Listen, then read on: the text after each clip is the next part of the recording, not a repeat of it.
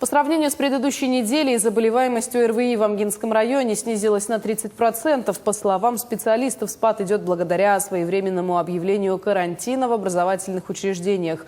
Также в районе идет активная вакцинация против гриппа и новой коронавирусной инфекции. Сейчас в распоряжении больницы в достаточном количестве имеется вакцина «Спутник Ви». На сегодняшний день в Амгинском районе случаев выявления ковидом нет. А на сегодняшний день у нас идет активная вакцинация гриппа.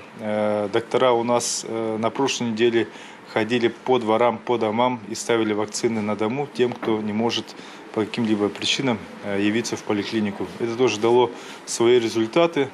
Среди взрослого населения у нас сейчас вакцинация уровень составляет 83% среди взрослого населения.